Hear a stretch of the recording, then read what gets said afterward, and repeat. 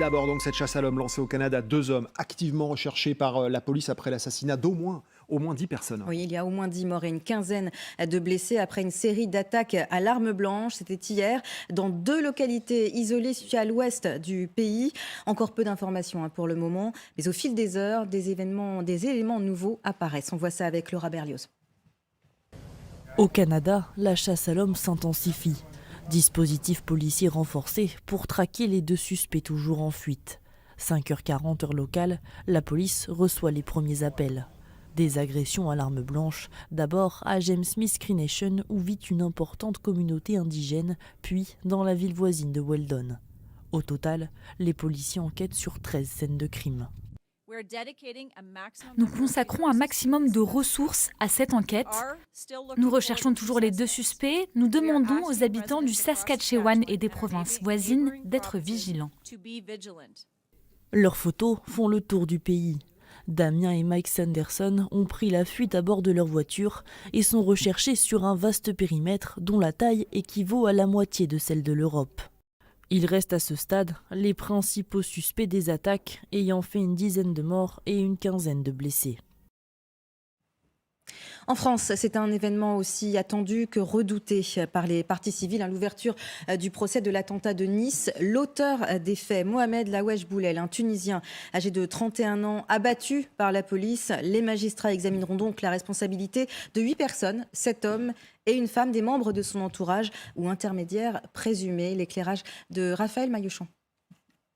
Mohamed Laoueche Boulel est né en Tunisie en 1985. Il fait des études d'ingénieur, mais à la vingtaine, ses proches, dont son père, remarquent une fragilité psychologique. Il avait des problèmes qui ont provoqué une dépression nerveuse, il devenait colérique, il criait, il cassait tout ce qui se trouvait devant lui.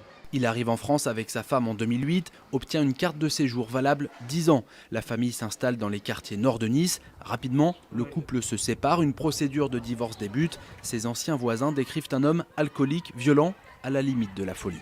C'est un mec déprimé, divorcé, et il habite seul, son ex seul, il s'en sort pas financièrement. Au lendemain de l'attentat sur la promenade des Anglais, les enquêteurs dressent le portrait d'un homme à la vie débridée. Des témoignages font état d'un individu très éloigné des considérations religieuses, mangeant du porc, buvant de l'alcool, consommant de la drogue et ayant une vie sexuelle débridée. La semaine précédant l'attentat, Mohamed Laoueche Boulel vide son compte en banque, loue ce camion de 19 tonnes avant d'effectuer à 2 reprises des repérages à Nice. Il se renseigne même sur les festivités organisées le 14 juillet. Avait-il des liens avec le groupe État islamique? Aucun signe de radicalisation n'avait été détecté par les autorités.